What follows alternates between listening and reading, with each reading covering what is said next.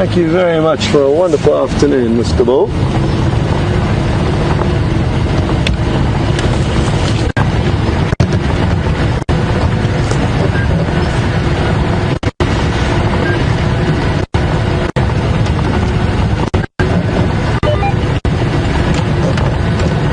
Jennifer in St. Louis is interested to know whether the squirrel we've just been looking at is the same one you get in America. No, it's not. It may look similar, but it's endemic to South Africa. It does belong here. So I think we were parked about here when he reached up into the knobthorn tree. And I'm just going to go and stand there now, and you can do your special magic with the screenshots before and after with the elephants in shots, as well as myself, in that way we may be able to understand how tall he is.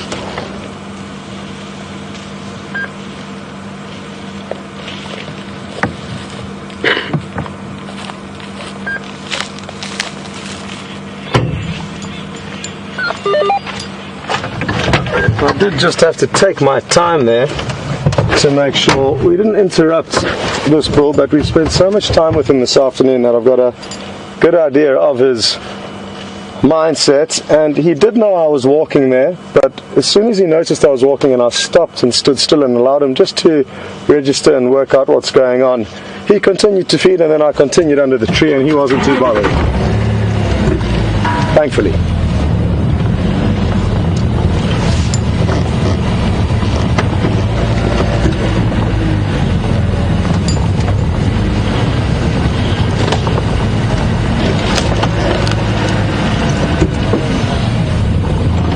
Okay folks, well, like I said a little bit earlier, I feel Brent may be up to something, so why don't you go and see what he's been up to and what his plans are, and we will catch up with you a little bit later.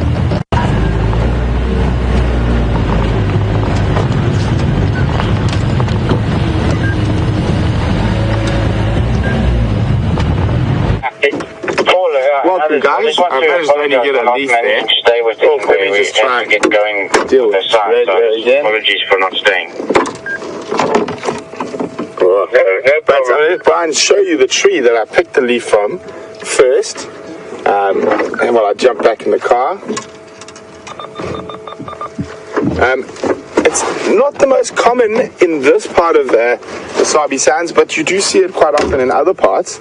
Quite a nice tree. This is a very small version, and it's the reason we stopped on it, because we don't see it too often. I know there are some big ones around Twin Dams, but it is quite a difficult one. I'm going to show you the leaf now. I'm going to pop it up on the dash. So, it is a difficult one, but I have faith in you guys out there. Can anyone identify what tree this is? And if you can, you should send your answers via email to questions@WildEarthTV, or if you're on Twitter, just use the hashtag SafariLive. So I'm going to tell you a bit more about this tree, which might help some of you come to find the answer to what the tree is. They are quite often towards the end of the dry season, not always, they are fed on by a very unique type of beetle called a frog hopper beetle, or a spittle bug. And what happens is that they mass congregate on a couple of different species of trees, this in particular being one of them, and they ingest sap from the tree at an incredibly fast rate. And they excrete almost pure water at almost the same speed, which sometimes gives the impression when you are underneath the tree that it might be raining. So that's a very big clue into what tree that is. I'm just really hoping this male leopard pops out around here. So just to update you, for those who weren't with us earlier or might have just logged in, or maybe even a new viewer, over the Game Drive radio, I got a report that there was a male leopard heading towards our boundary, and he went into a thick area, this area right in front of us. He was heading due south, so almost exactly where we're sitting right now, and he was left probably about 250 meters from here, and the guy seemed quite confident that the animal was going to keep moving. So what Brian and I have done is positioned ourselves facing due north, and the animal's supposed to be coming due south, and we've got a really nice long view down the boundary to both sides of us, and we're paying a bit of a guessing or a hit and hope, and hoping we have some luck on our side this afternoon. It is a relatively good chance that he is going to pop out if he was moving, and we all know Mvula's been on a mission. We're not quite sure why, but he has been cruising up and down. The person who saw the leopard isn't as familiar with the leopards as some of the people around here, so I wasn't able to get an ID on that leopard, but this is the general area where Mvula's been moving a lot and calling, and so that's really, really interesting. So it looks like there's quite a lot of action happening with the lions and leopards at the moment. So just to let you know, I had a chat earlier today with Sean, one of the guides from Arathusa, and he's been telling me about this new male that's been pushing in from the west, from a place called Ottawa, and which is the name of a farm, not in Ottawa in Canada. And this leopard they call the Anderson male, and he's pushing into Tingana's territory, which might mean Mvula's going to... Anderson's pushing into Tingana's territory, which is causing Mvula to push into... causing Tingana to push into Mvula's territory. So there's quite possibly going to be quite an interesting sort of dynamic between those three male leopards. And who's to know who's to north of Mvula's territory?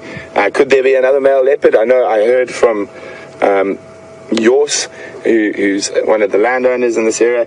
They've seen an unrelaxed male leopard not very far from where we're sitting right now, so who's also about 6-7 years old, so in his prime.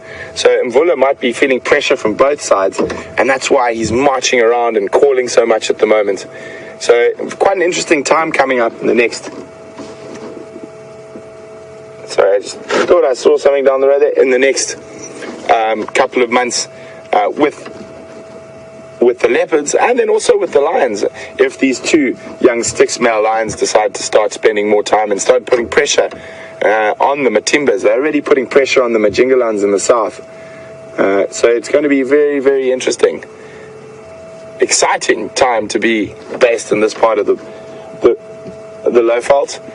I mean, it's always fantastic with the amount of cats we have here, but now to be sort of right in the right spot before the sort of cat wars start, it could be a fascinating time to be able to watch what's been happening with these animals. So guys, I'm just going to keep silent for a little bit, just so if I can try to pick up any alarm calls. I thought I might have heard a testicular alarming, so I'm just going to be quiet for a couple of seconds.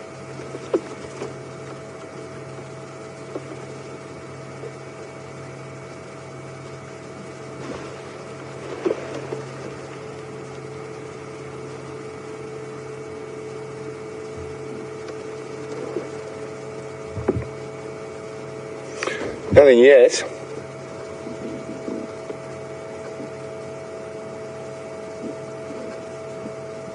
You can see there's not a cloud in the sky. Another terrible winter's day here in the Lowveld. I mean, 88 degrees Fahrenheit as we start to get into our cold months. There's definitely a chill in the morning, but our days are wonderful during the dry months.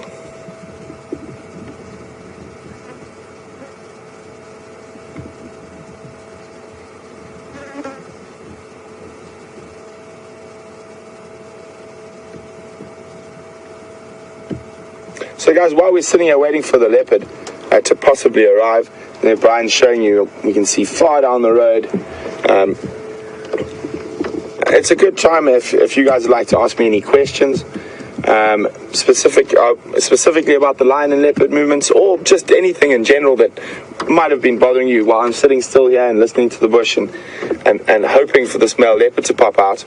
By all means, please send me questions, and you can do that by using the hashtag Safari Live on Twitter, or emailing us on questions@WildEarthTV. There we go. Franklin alarm calling. I'm just going to move the car a little bit. I think we might get leopard lucky.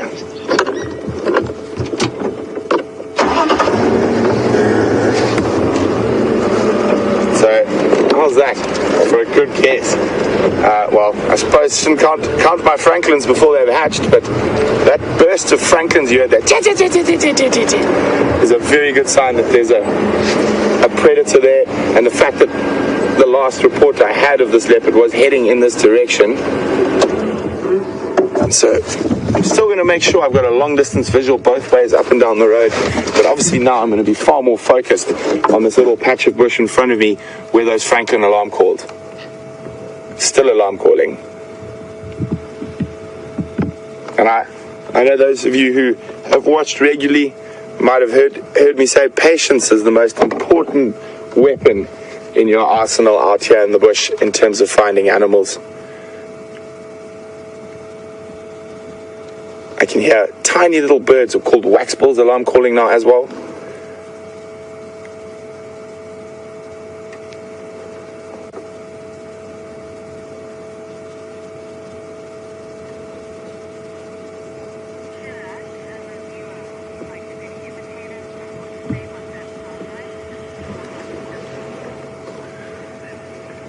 So waxbills being so small and whatnot, you're probably not going to be able to pick up those alarm calls from our mics.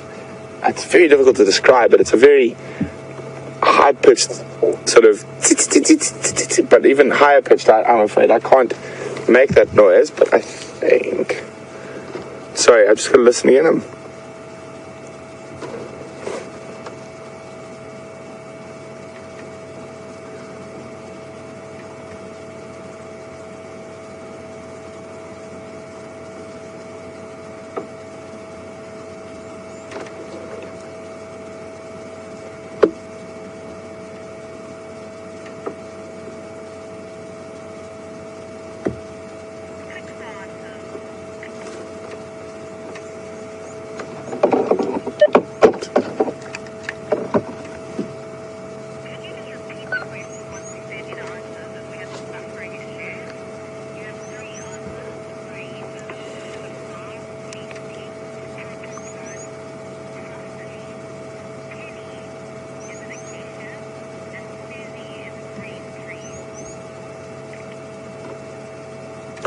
Guys, I can hear monkeys alarm calling a bit further from us. While we head down towards there, I'm just going to have a quick look. We will come back here. I'm going to ask Brian, please keep a close lookout behind our backs, but monkeys will give us an actual position because we can see where they're looking. But I just want to, while we're shooting down here, I asked you guys a question a little bit earlier about a tree that was sitting near us, sitting just in front of us. There's the leaf, and I asked you guys to identify it. And well done to Susie, who got it right. It is a orange tree or an apple leaf.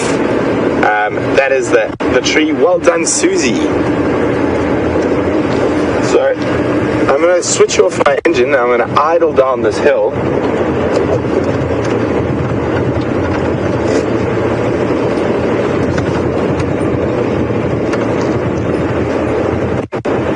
It's always more difficult for me to try sort of find an animal that someone's lost than to sort of start on tracks and work out where he's going. It sort of feels very disjointed. I haven't done the beginning part of the process to find an animal. I'm sort of just jumping in at the end and trying to guess what that animal was doing at the time. But it is quite hopeful because there is a very good chance, and they said he was mobile, like very distinctly mobile south. So fingers crossed, everyone. So when I get down here, I'm just going to be very quiet for a little bit. I'm going to try to figure out where those monkeys were. I think they were in this little drainage line here.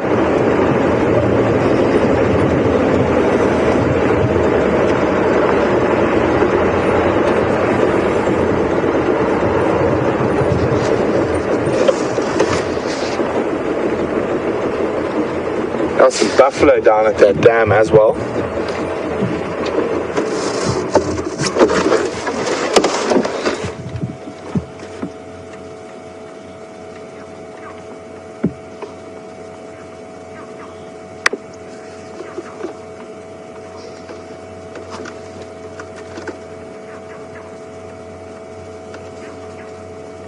So monkeys, it's in the big trees to the left of the dam.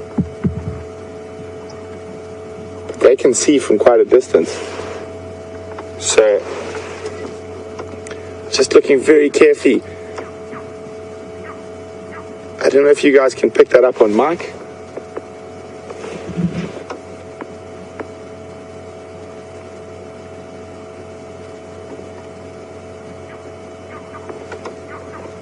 There, that's the monkey's alarm calling.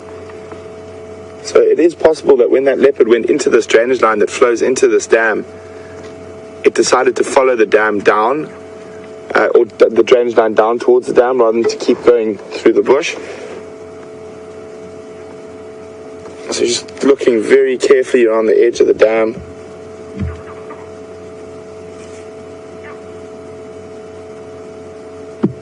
That monkey's definitely seen something.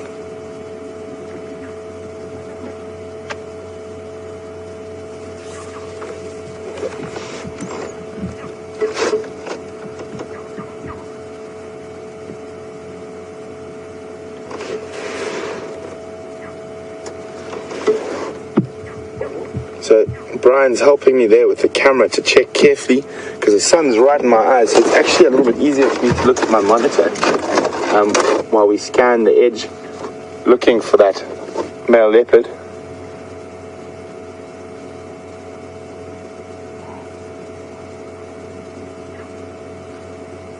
Might have come down for a drink.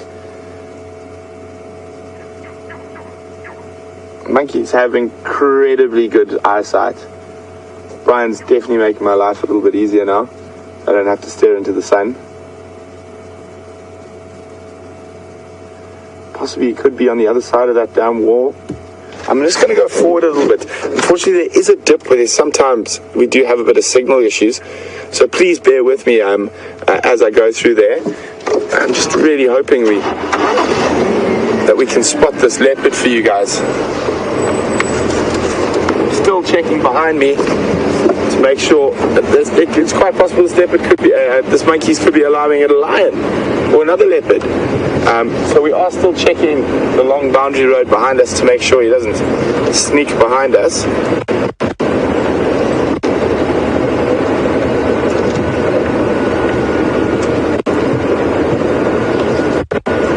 We're heading almost due west into the setting sun. What I'm also doing is I'm going to look quite carefully for tracks.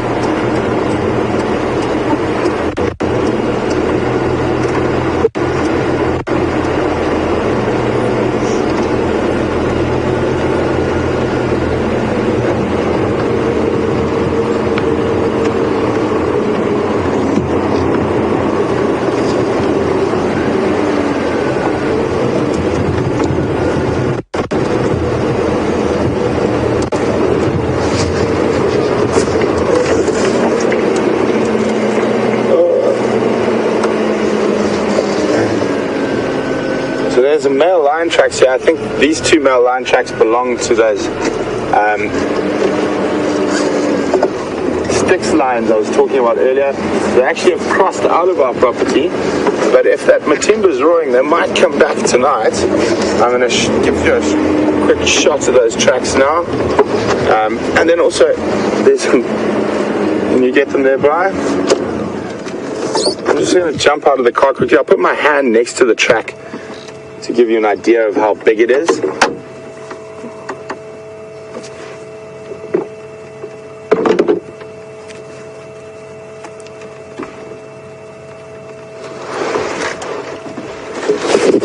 Oopsie.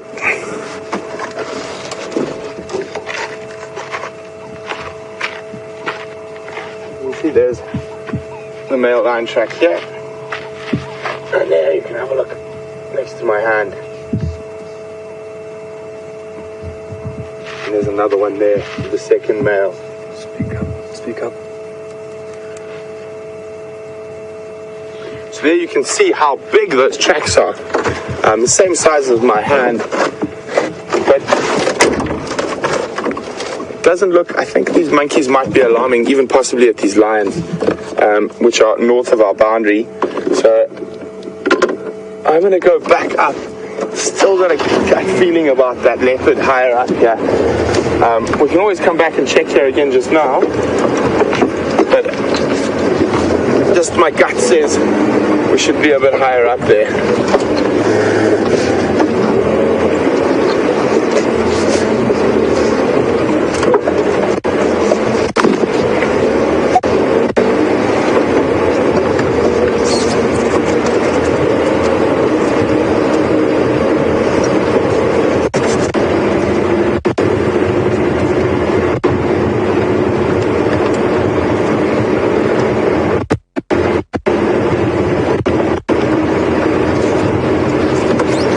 Guys, just to confirm, the dam we're just looking at from the boundary is a dam called Sydney's Dam. There's quite a few hippo in it and some buffalo bulls around the edge, but no cats today. Those of you who have been watching for quite a long time, you know we've quite often seen the Nkuhuma pride on that open piece of ground leading up to the dam.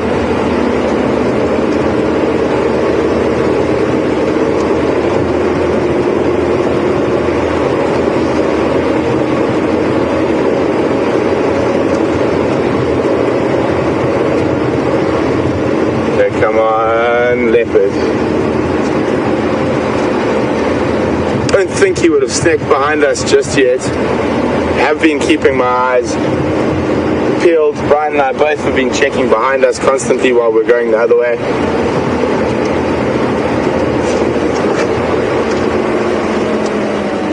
This is quickly, well, before I move back to where I want to stand by, I'm just going to grab another branch from a tree for you guys to identify.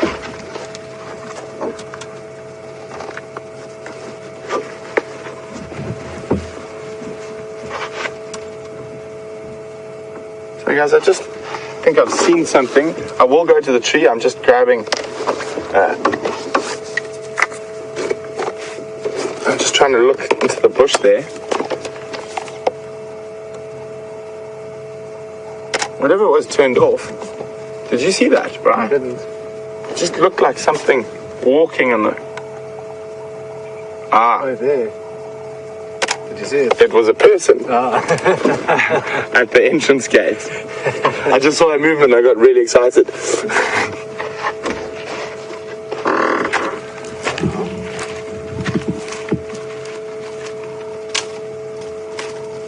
if I can find...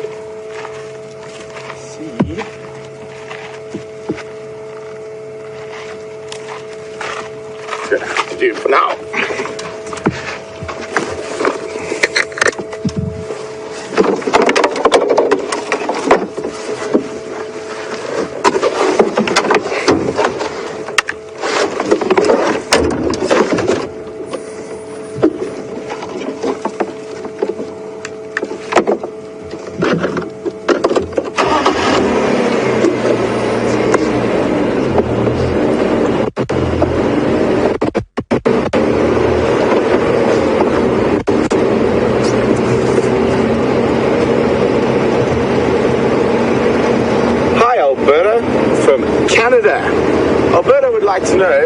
have other cats apart from the big ones like lions and leopards and cheetahs?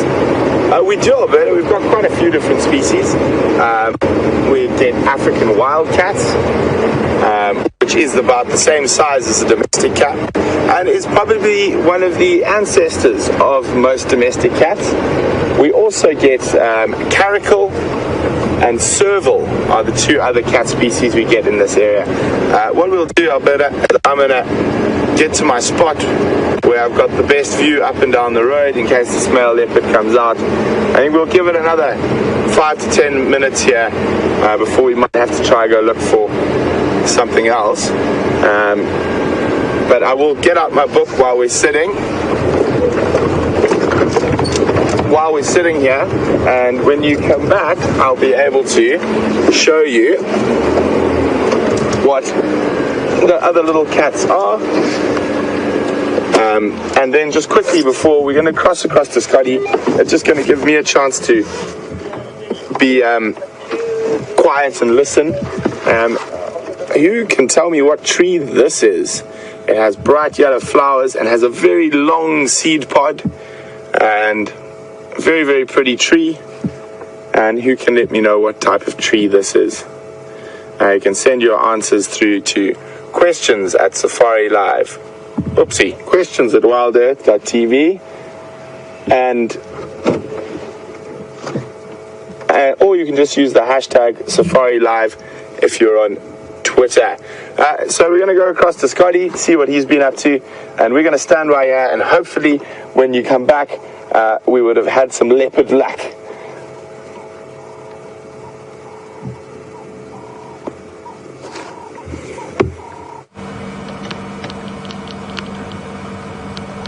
Welcome to Treehouse Dam, and it sounds like there certainly could be something slinking through the grass where you've been searching with Brent. Always very exciting stuff following up on alarm calls. And while you've been there, we've been parked here waiting patiently, hoping to hear some alarm calls or any clues that will help us to piece together the puzzle of where the lion and leopard are hiding at the moment. Obviously the Nkuhuma pride is spoken for at Buffelshoek Dam, but there were other males that came onto our property last night, at least one. And I'm sure there's some leopard lurking about, we're just not sure where they are. And here at Treehouse Dam, it's just two big buffalo bulls and this lone hippo. The hippo did get a little bit excited earlier, which was really cool. He tossed his mouth high into the air and opened up his mouth, throwing water everywhere. But now you can see he's completely relaxed again. Maybe his stomach's beginning to rumble with hunger. They are nocturnal feeders and spend the entire night out looking for food. They can cover many miles in search of food every evening, up to 10 miles. There's an average distance that they can travel, especially in winter when there's not as much food around. Well, we are going to continue, so come along with us and let's see what we can find. We're about to drive one of my favorite roads called Treehouse Road. We're only going to be driving one half of it,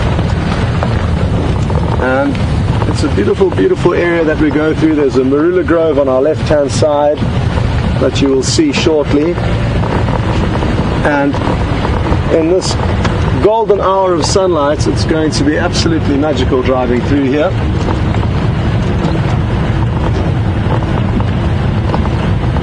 Liam will slowly tilt the camera over to these marulas that we're going to begin to pass by, and you'll get an idea of the afternoon and the environment that we're in. It's a beautiful environment for leopards. They love marula trees, and you can see a few of them now beginning to appear. As we're driving, you'll notice it's a tree with very few leaves on, and it's got very horizontal branches. I'm going to stop in the next little gap, but once I've pointed it out to you, there's two in shot now. Once I've stopped and pointed them out to you, they'll be easy for you to identify going forward.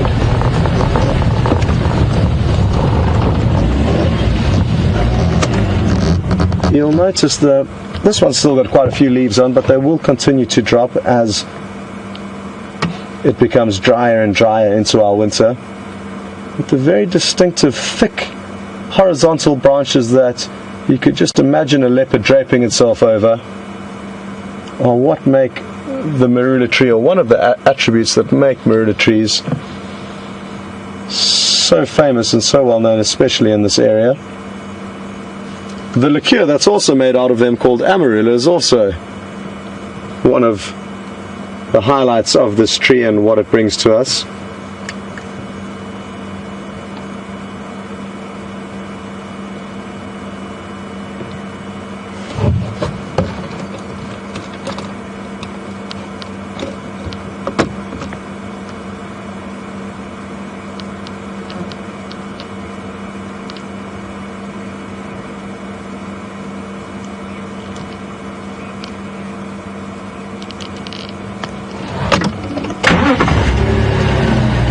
Good evening to Djuma in Oklahoma.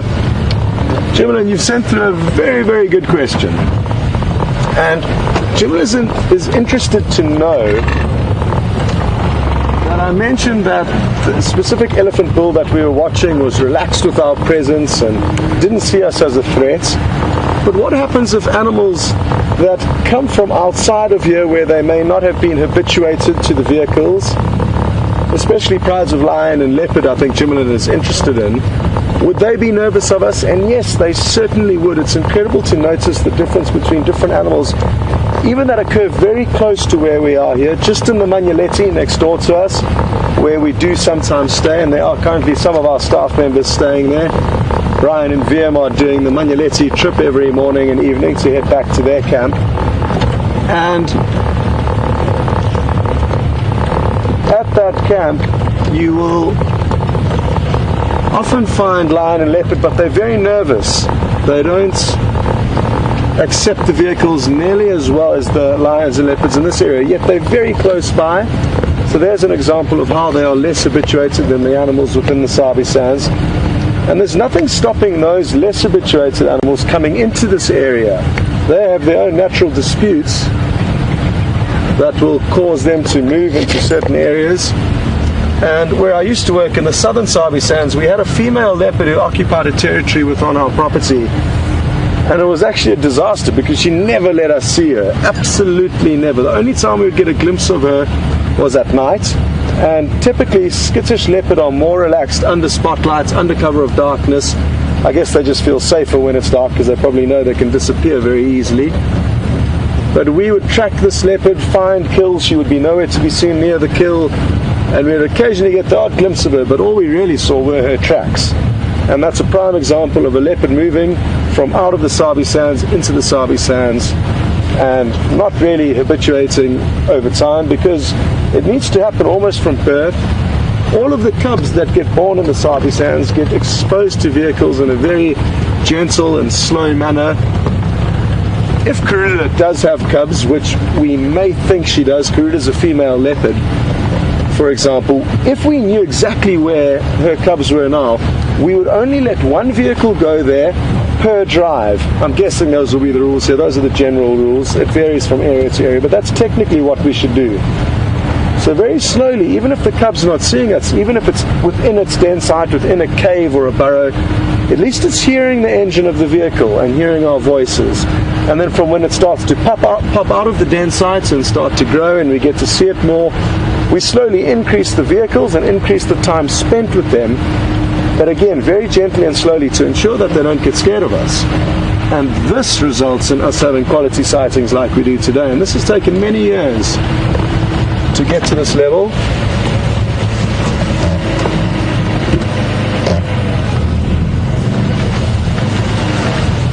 I've been slacking and forgetting to look for tracks, so I've just stopped temporarily now just to make sure nothing interesting walked down this road recently. It's a tricky section of substrate that I've chosen to check for tracks, but it should become a little bit more sandy up ahead here. And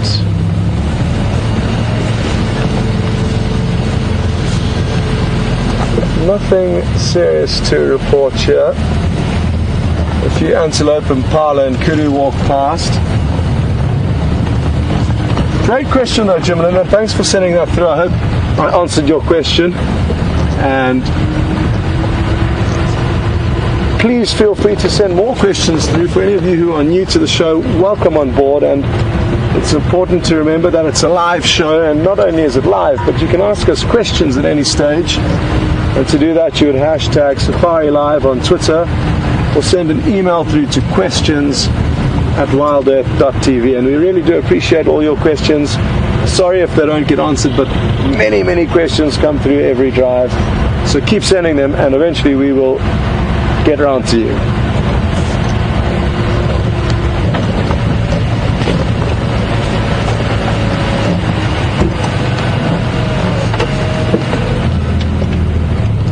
Some hyena tracks in all likelihood from last night coming down the road towards us.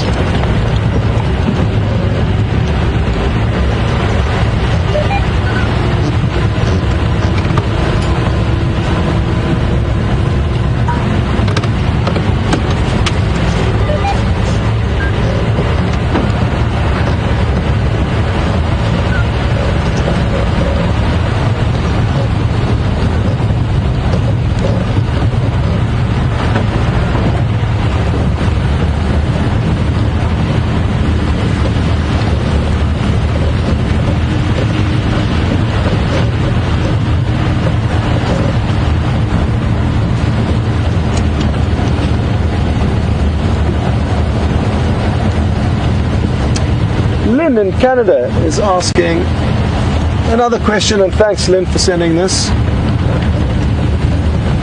Lynn would like to know what is going to happen with Nkuhuma in quarantine, two young male leopards that are at the points, already past the point where they could well have moved out of their home range territory where they grew up. It's normal for young male leopards to be booted out of home by their mother, but they're allowed to basically stay on her land, but she just doesn't want to have anything to do with them because they eat too much food, and she's going to be busy concentrating on raising her next litter. So that's currently what's happened, and they've been living within her territory for probably a bit longer than normal. They're approaching 2.5 years of age, and any time from now we could start expecting to see less and less of them, and almost it could happen that one day they disappear and they're gone for good. That will depend on the dominant males in this area. There is a dominant male on the western side of our property on Djuma called Nkuhuma, and another one to the west. So the eastern side of our property is Nkuhuma, the west is Tingana, and even further west of Tingana is a big male called the Anderson male, who's apparently putting more pressure on Tingana, who's in turn going to be putting more pressure on Nkuhuma. And this added pressure from the dominant males is possibly going to cause either Nkuhuma or one of these dominant males that's pushing onto this property now. It's probably going to cause one of them to come across quarantine or Nkuhuma and chase them out of here. Either their father or other dominant males, they are going to steer clear of. They are not big enough yet to compete with them. And basically for probably the next 2.5 years at least, all they're going to be doing is flying below the radar, honing their hunting skills, getting a bit bigger. Until around 5 years of age, they may begin starting to confront dominant males.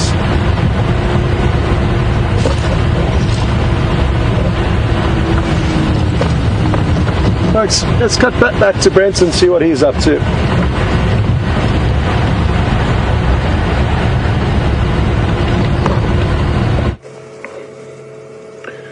Welcome back, everyone. As you can see, the sun is dipping behind the Drakensberg Mountains to the west of us. Still no luck with that leopard, but we will stay in the area for a little bit longer. And such a magnificent setting to spend a few minutes in just watching the sun disappear. So that mountain range you can see in the far distance there is the Drakensberg. And if I remember correctly, it's the longest mountain range in Africa. And it extends all the way from the eastern cape of South Africa right the way through to near the Zimbabwean border. And the name Drakensberg basically translates to Dragons Mountains. So the first Dutch settlers that came into this area sort of decided that there must be dragons living in there. There's a lot of the initial exploring of Africa. There was that sort of whole hinterland was just caricatures of fearsome beasts and mythical creatures because no one had ever been there. So I'm quite sure that's probably where the name comes from. And believe it or not, that sometimes gets snow. Here we go. Sun's almost gone. Once the sun dips below, we'll show you a bit more of the mountains. They'll be a bit easier to see once that light has disappeared. So we're in the low veld of South Africa, and the low veld here falls between two mountain ranges, the Drakensberg in our west and the Lubombo's in our east. The Lubombo's in this part of the world actually form the border between Mozambique and South Africa, and run up the whole eastern boundary of the Kruger National Park. And so we're in the low-lying area between these two mountain ranges. There we go, there, the Drakensberg. Now it's incredible to think those first European settlers crossed over those mountains on ox wagons. And in the early time of settlement of the Lowveld, where we are now, the people would only generally come into the Lowveld for the winter months, the cold months. The Lowveld was considered to be hot and rainy, and the wagons used to get stuck. But the biggest problem is in those days was malaria. And this was a very high-risk malaria area in those days. It isn't anymore, fortunately. Obviously, there still is malaria in and around the Lowveld, but it is very, very uncommon now. And also, with modern medicine, malaria doesn't really pose the same threat that it once did. With the right drugs and picked up quickly, you'll only be sick for a day or two. We're still checking up and down the road. I keep turning my head, hoping to spot that male leopard behind us. But it is possible he could have just stopped in the drainage line and decided to rest up there. Sometimes it would be nice if we could cue animals, but it is nature. And half the fun and the challenge is looking for them and finding them. And in doing so, you also learn quite a lot about their behavior. Well, there's that crested francolin Brian's found crossing the road.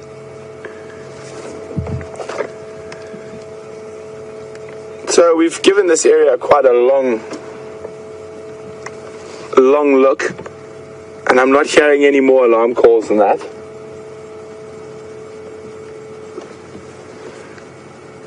I've just got that gut feeling. I'm just going to stay a little bit longer. That patience I was talking about earlier, hopefully it pays off. Quite funny, I have very little patience in other things unless it comes to finding animals or sitting with animals. But we asked you a question a little bit earlier about this branch.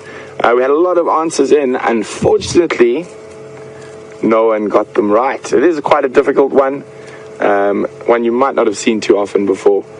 It is called a long-tailed cassia, and it's got very... Sorry, just heard something.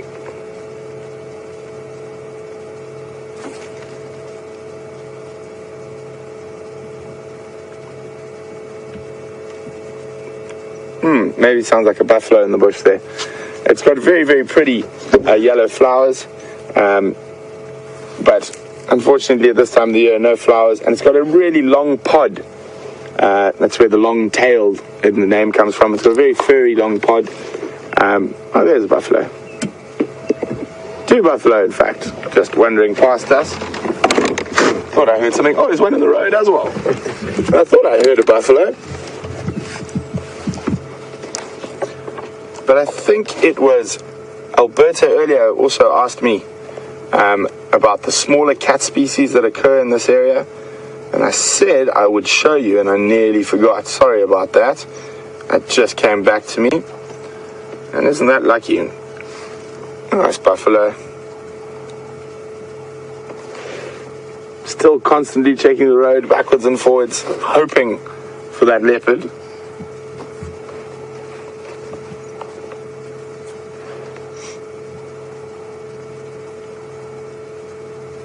Another one out on the road.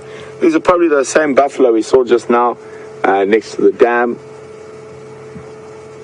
So what they're doing is they're moving away from the water's edge where it'll get really cold at night, and they're coming to sleep up on the high ground on the crests where it's going to be warmer during the night, and also possibly a bit safer, less likely to have predators coming down, or lions might be coming down to drink, so they'll be up on the crests away from the water points.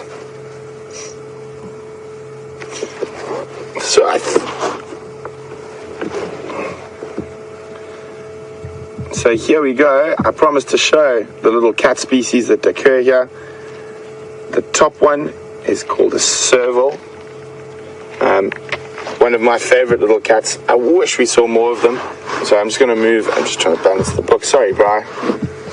There we go. And very, very beautiful animal. Amazing hunters. Incredibly agile. I've actually seen them take guinea fowl out of the air. And then if we move down towards my thumb, that is an African wildcat. That is probably the precursor to the domestic cat. That most domestic cats will have stemmed from an African wildcat in Egypt. And then all that. And the last one, unfortunately, this little guy we don't get here. That's called a black-footed cat. He lives in the desert areas of southern Africa.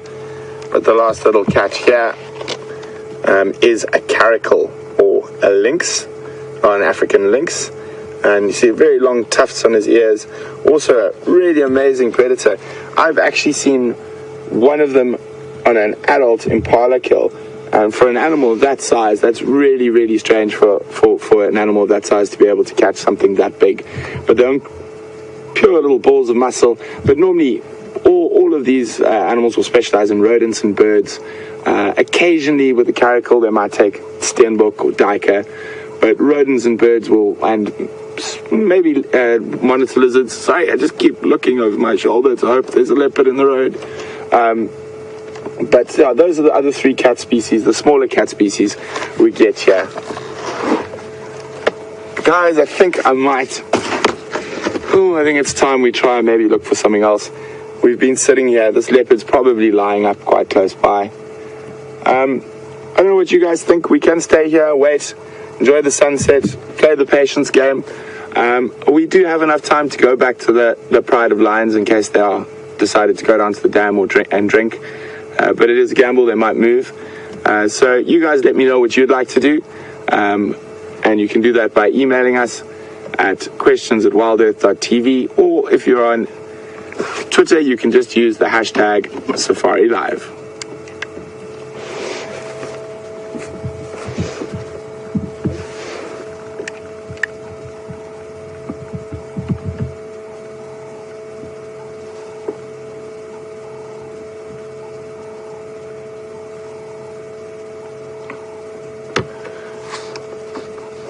Hi Lisa, welcome on Drive this evening, on the Sunset Drive. Lisa would like to know what is the most invasive plant we get here in the Sabi Sands. There are a couple. One of the really bad ones, but that normally occurs around the bigger drainage systems, is a thing called chromalina. And what that does, it actually grows on the sandbanks and chokes up the sandbanks, which affects animals like crocodiles breeding. Whereas a crocodile, eggs, depending on how much shade and whatnot, and the warmth and the heat that nest gets, depends whether all the babies are hatched as males, all the babies are hatched as females. So with the shade, you get a very big curve in females and very few males, which obviously having too much of either in any species is a problem. Then you also get another plant called Lantana camara, which is from South America. Very, very pretty, originally brought out to Africa as a sort of hedge. It's got lots of bright colors in the flowers. It's pink, purple, and orange little flowers, but it's also very highly noxious. I mean, even if domestic animals eat it, they can die. There is quite a bit of that. Again, that is sort of based around the rivers. Sorry, just one quick check up and down the road. And then also then in our area, it's actually a flower. I think earlier in the year you would have seen quite a lot of them drive. Very tall, and it's red. It's called a red star zena. Also brought out originally, if I remember correctly, from South America as an ornamental plant. With all those species, the hardest to control is the red star zena, like that was growing on quarantine clearing. Very, very difficult to get rid of. Now, with Chromalina and Lantana, there is an NGO in South Africa called Working for Water, and they actually come out and clear these invasive plants away from around the drainage lines and river systems, as well as other plants that are invasive. But in our area, those are sort of the three main invasives that we have to deal with. Let's go check something. Do you think you spotted something?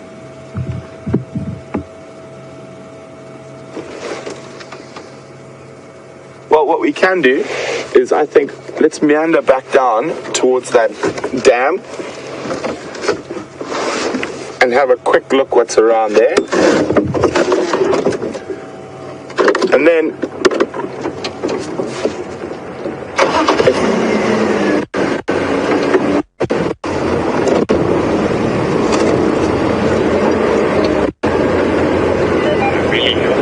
so we're going to have a quick look at that dam, and while we do that, we're going to cross back to Scotty, see what he's been up to. I know he had a fantastic time with that elephant bull today. I'm a little bit jealous. It must have been incredible. I love those big ellie bulls. But we're going to keep trying for a little bit longer in this area, and then we'll probably move out if we don't get anything in the next 5 or so minutes. So enjoy your time with Scott.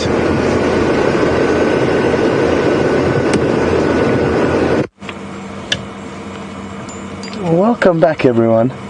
And in this marula tree there doesn't appear to be anything, but if we look a bit closer, you will begin to notice that there are two very rare birds that we very seldom see. The last time I think they were seen was with Mark a couple of months ago. And just to let you know, Mark should be back around the 16th or 17th from his leave. Anyway, these are ground hornbills. Very, very rare birds, beautiful birds. And in the whole of the Kruger National Park, which is about 3 million hectares, there's only about 250 of these birds. So their population is vulnerable, and we don't see them very often. You can see it's got a very big beak that it's holding open. It may have a little snack wedged in there. I haven't been able to look very closely. It may have a snack there that it's carrying. Or it may simply have its mouth open because it's a warm evening, and that's how they cool down. Oh, there goes one. You would have just seen the tree move and caught a wing flapping. And I'm fairly certain this next one is going to follow suit. There were initially 3 in the tree. There were about 4 or 5. We saw them flying off in this direction from a distance. And initially there were 3 in this tree. Then the second has just left, and it's just the third now on its own. And will it go and join the rest? I'm fairly certain it will. And as it flies off, you'll notice its size a little bit better. You can't see much now with the silhouette, as most of its body is covered by branches. But because we do see them so seldomly, we definitely did think it was worthwhile. And unfortunately, it sounds like the squirrels in Franklin were leading you and Brent on a tricky hunt up on Buffalo's Hook cut line. There we go. Awesome. So they can fly. They don't fly very much and spend their whole day walking around looking for food. They hunt for many small animals as they feed through the grasslands of this area. They can feed on snakes, dwarf mongoose, reptiles, insects. They're highly, highly carnivorous, and interestingly enough, they can sometimes actually carry gifts to other members of the flock in terms of food, and often brightly colored food tends to be a more favorable dish and a better present from one bird to give to another. Let's carry on and see where they've gone. I'm very happy we're sitting in this area silently. It is the general area where I had the final tracks of a male lion this morning. He was heading up and down all over the show. He came in from the south, got to around Gowrie Dam, and then he veered back to the south again. So his original direction was straight north, and then he turned around almost on his own tracks and headed back south, which made for a little bit of confusion this morning. They typically head in one direction until they stop for a day, but for it to turn around immediately is interesting. And there's word that there's 2 males from the Styx pride that have been chasing the Matimba males and trying to teach them a lesson. And wouldn't that be incredible to see, Brent? And I did search for tracks of these Styx males, which again are also apparently in the area of Djuma. And this, I'm guessing, is one of the Matimba males who we're tracking. Anyway, his last tracks were in this general area, and hopefully he will vocalize. He did vocalize this morning, probably looking for his other coalition member. They were initially a coalition of 4, but they've split up into 2 groups of 2 now. And they could have been split up by the Styx males, who are apparently in a better fighting condition than the older Matimba males.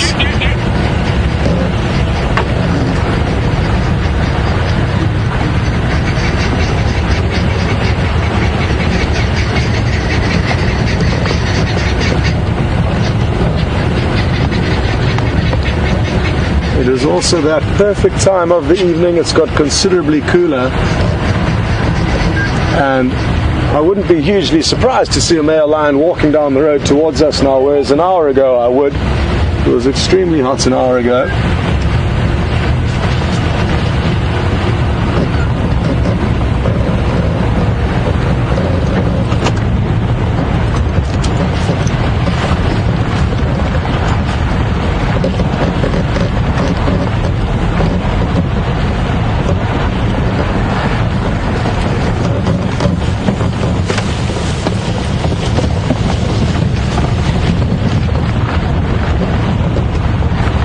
Just got a question through from Cindy in Tennessee. Good evening. Cindy's interested to know which of the 3 big male leopards in this general area are the biggest and how old are they? And also whether will it be a young male that comes and pushes these older males out? So a few different questions in one greater question. Out of Mvula and Tingana, I'm not sure. I've seen them both, and I think they're very evenly matched in terms of their size. In terms of their age, I'm actually not too sure which is older of the 2. I believe Mvula's at around 8 or 9 years old, but again, I could be corrected. I'm terrible at remembering the ages of these animals. The Anderson male, I know nothing about how old he is, how big he is, so I can't answer that, but I'm guessing he's bigger than Tingana, and I'm also guessing potentially younger than Tingana.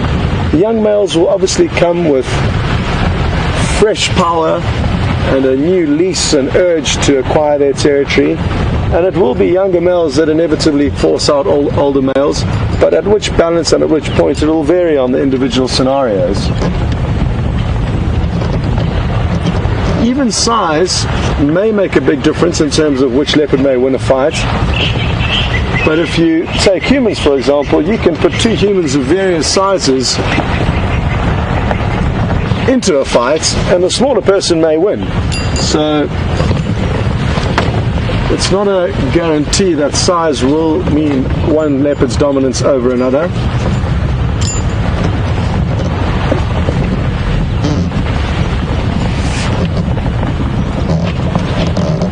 Such a beautiful time of the evening. We just need to try and find some animals to go along with it.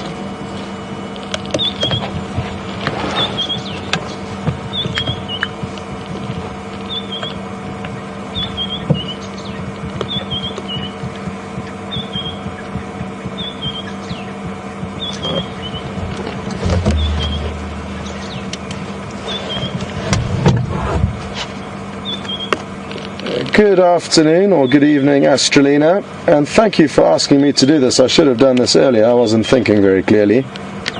But the birds we've just seen, the ground hornbills, I'm just trying to find them in the book. Shouldn't take much longer. But it'd be great if you had an idea of what they actually look like and not just their silhouettes. So they are family with the other hornbills that we get in the area, but are very different looking and different in terms of their habits. Again, like I said earlier, there's only about 250 in the whole of the Kruger National Park. So for us to see a flock of them, we can consider ourselves very lucky. You'll notice that the females have got a very slight blue patch on this red gular patch, whereas the males will lack that. And if you look at this smaller picture, the immature hornbills have got a very yellow pigment to their coloration, so you can sex them and you can age them roughly if you see them in the daylight. And who knows, maybe tomorrow morning we'll get lucky. We know they're on the property. We've actually been hearing them call every morning for the last 4 or 5 days. Their call rings out quite far, and it's a wonderful, wonderful call that sounds something like this.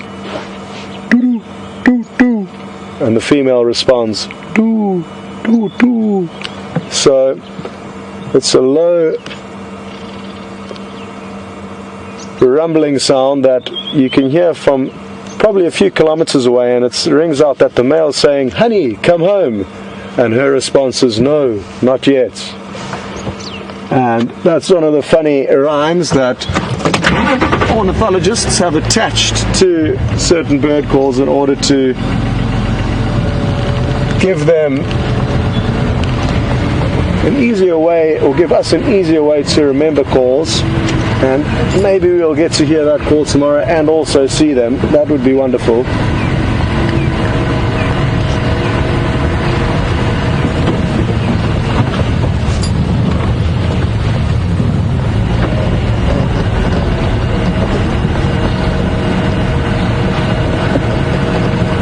Christy on Twitter has brought up a good point and would like to know whether that these are considered endangered, and I think it's just one level below endangered, and that is that they are vulnerable. I think the next level would be endangered, and I'm not sure exactly who determines the cut-off points in terms of what number they will become endangered at or critically endangered at.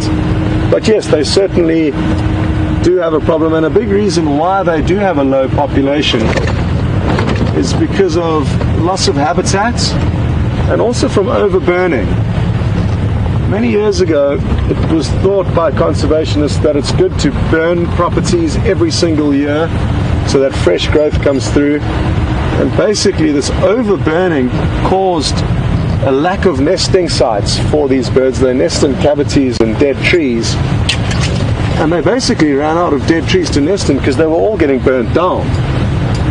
So they're having a huge problem with that, and they slowly are recovering. But outside of natural parks, national parks like this, or wilderness areas, they battle to exist, whereas many other birds can exist both here and elsewhere. Ground hornbills, due to the fact that they need those hollow logs to survive and nest in, don't rely or cannot cope in areas that have been cut down for farming or for human inhabitation.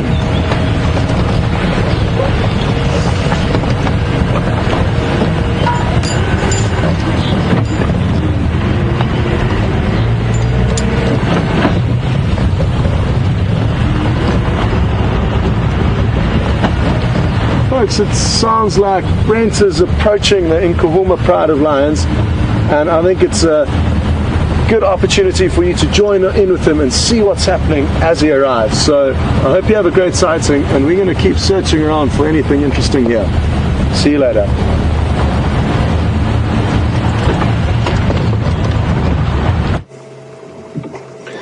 Welcome Welcome back, everyone.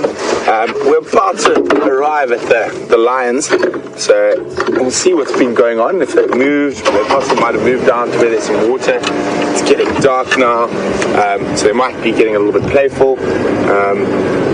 But there's a strong possibility they will still be flat cats. If you follow a hippo,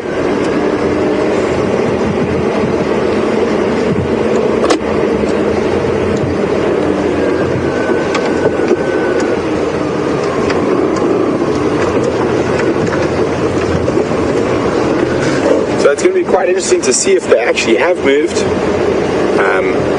or whether they're lying up, and whether that female's relinquished her piece of hippo hide.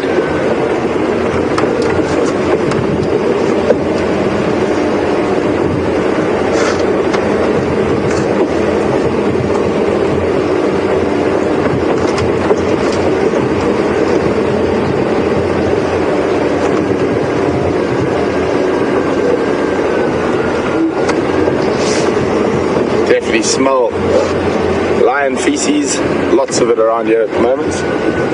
So the kill originally was just up to the right here, but where we found them this afternoon was probably about 60 meters from where they were originally yesterday. I think they might move down to the pool next to the dam. I'm about to find out.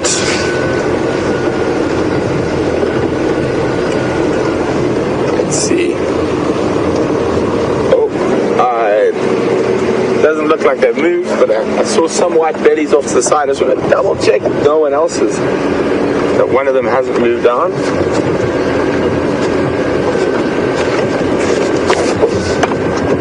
Oh, there we go. I thought some of them might move down to where it's a lot cooler.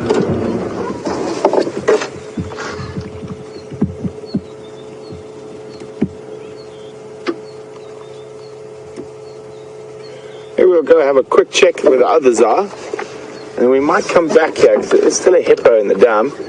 It might leave the dam while we're here and set to as twilight is beginning to end.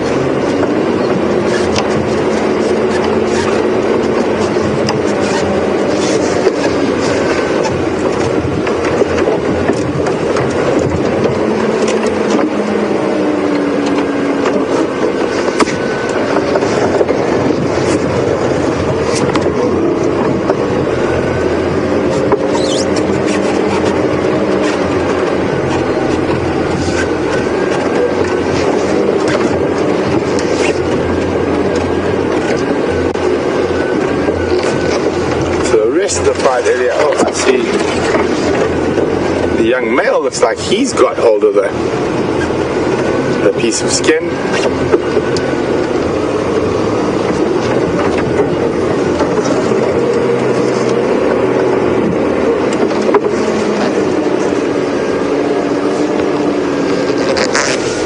And the one lioness looks like she's still there.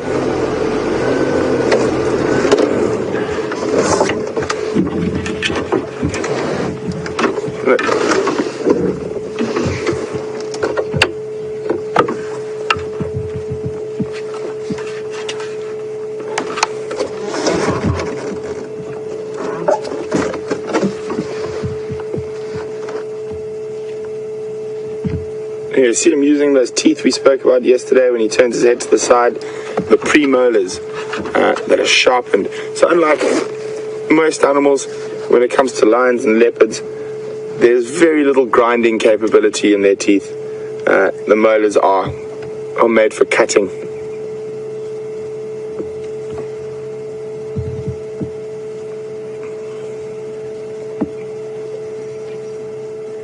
That is one tough piece of skin. And they're just trying to get every little morsel off it. So I don't know if you guys could hear that. That wasn't a bone, that was just cutting through the skin.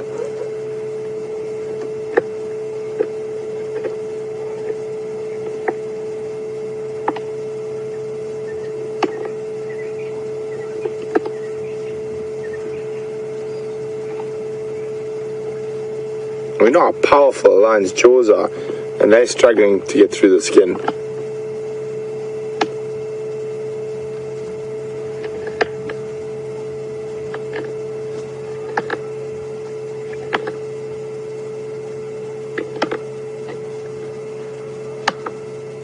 He's using his paws to hold it down.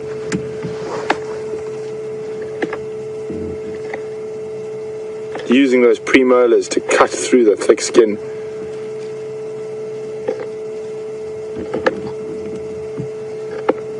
Get every tiny bit of fat off that hippo hide.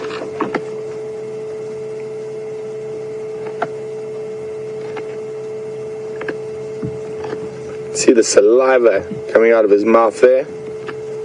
Yum, yum, yum, hippo fat.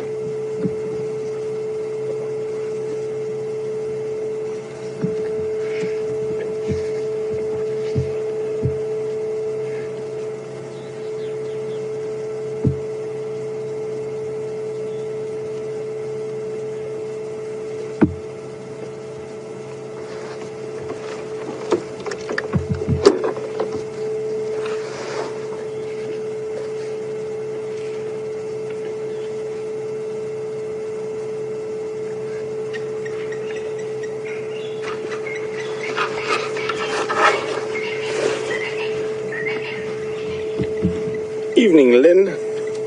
Welcome on the Sunset Safari. Lynn is from Michigan. Lynn would like to know, with lions, the cub mortality rate is very high, and is this because of... Oh. Hang on. I can't see whether it's another lion. It is another lion. Defending the piece of skin. Sorry, Lynn. Bit sidetracked there by the growling lions. So Lynn, the reason lion cubs have such a high mortality rate is not only because of being hurt around carcasses, it's because of other predators as well, because during their first month or two of life, they're quite often left alone while the lioness goes to hunt. I'm just going to try reposition so you can see what's going on the other side.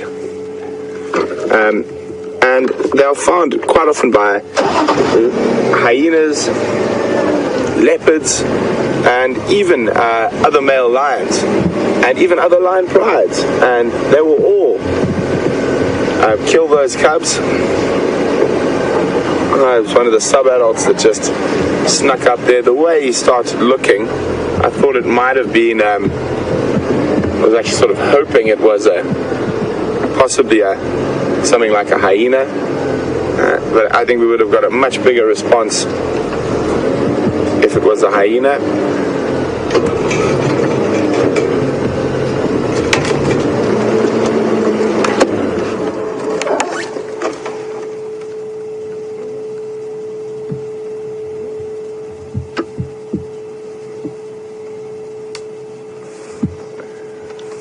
Alright guys, I think too much is going to happen in the next few seconds, but we will keep a very close eye in case there is some action here.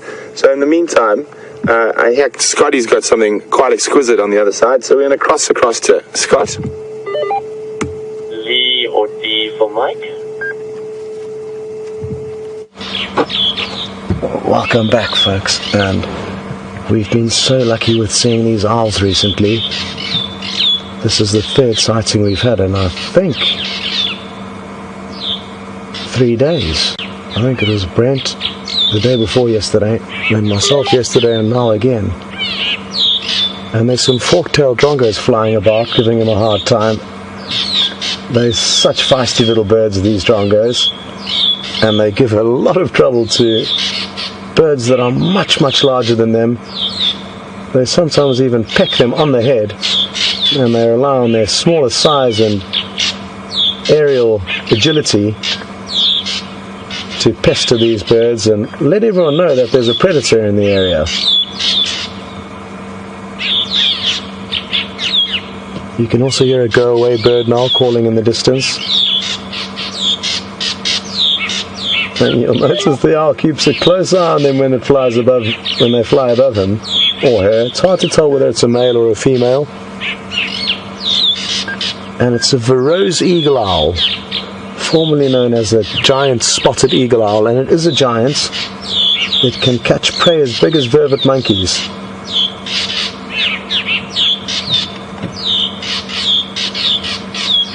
Now, as VM zooms in, watch closely. It's got beautiful pink eyelids, and you'll notice them especially when it blinks its eyes.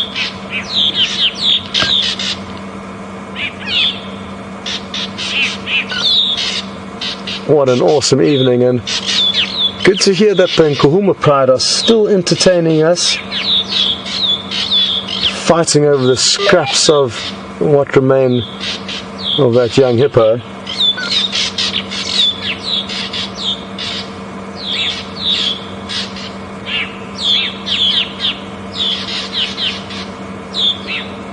The last time we saw an owl, and it could be the same one, it's very close, less than a quarter of a mile from where I saw the owl the last time, and we were so fortunate. We watched it for long, and we could see it listening off to the left. It heard something rustling in the grass, and it flew off from about 50 or 60 yards and plomped down into the grass and caught what we think would be a bushveld gerbil. It was a small animal that had gobbled up in just a few mouthfuls.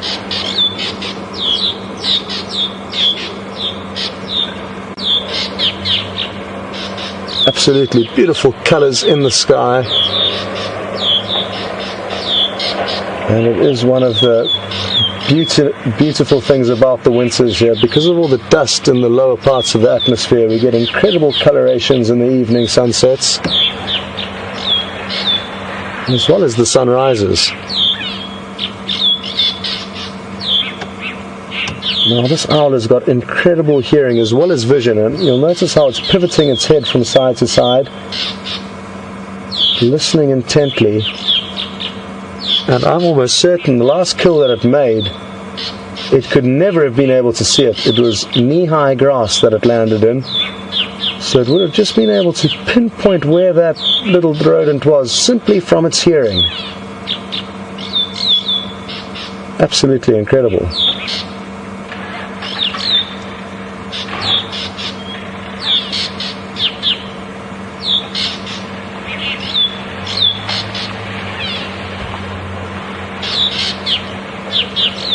Well, there's only a few minutes left, so I'm going to say goodbye, and I'm guessing you all probably want to head back and say one last goodbye to the Nkuhuma Pride and see what they're up to. We'll see what Brent's up to, and I'm sure he would like to say goodbye as well. But thank you so much for joining into this evening's drive, and I hope you've enjoyed everything about it, as well as the Anderson male. And Mvula's the oldest, he's 10, Tingana's 9, and Anderson male I think is 8. And that makes perfect sense. The younger male, who's got a bit more strength and vigor, is now pushing Tingana, who's the middle one, and Tingana is now going to probably be pushing Mvula. And whoever that was that sent that, thank you very much. I didn't copy very clearly on the radio, but MJ, thank you very much, MJ, for sending that through. And let's wait and see what happens. Won't it be really interesting to note the territorial changes with the leopards, and also find out what's going on with Karula, whether she has cubs. It will unfold. We just have to be patient, but there are great prospects. Anyway, big thanks to VM and Nikki and Tara in Final Control. We'll see you all tomorrow.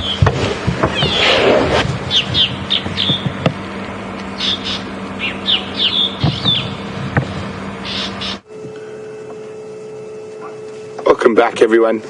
We're still sitting here with the Nkuhuma young male as he gnaws through that thick hippo hide to try and get the last tasty bits of fat off it. See how he's got his claws in the hide. And that crunching we're hearing is not bone. Crunch. It's him using those premolars to cut through the skin.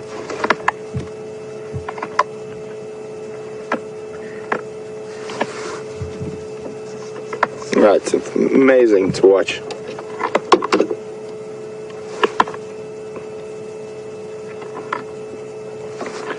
So guys, it's been a fantastic evening. I've had an absolutely wonderful time having you guys on my vehicle with me. We've seen a little bit of growling lions, had some great ellies,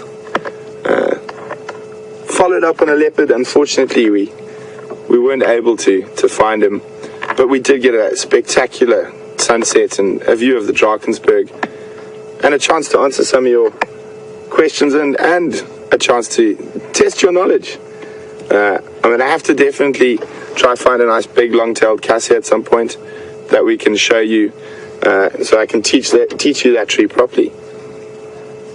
And now we've come back to the Nkuhuma Pride, finishing off the dregs of the hippo.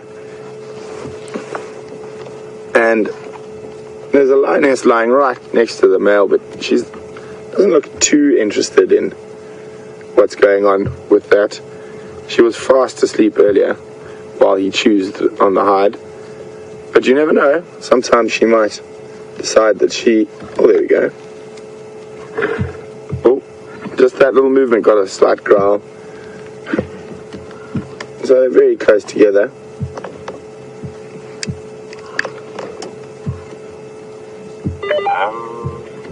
Range for Henry Kevin?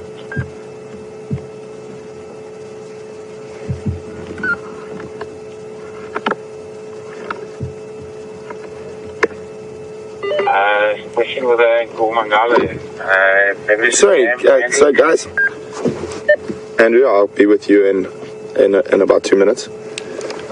So there's just been a question about whether there was one lioness from this pride missing, and so was it possible she could have been mating? I'm not sure. I don't know enough of the movement that was going on with these lions when they've been off our property, and they have been north and into the Kruger Park. So it is possible, but I can't say for sure. But it'll be interesting to watch, because we will, if she has become pregnant, we will watch very carefully to see if there are any signs of one of the lionesses being pregnant in the next couple of months.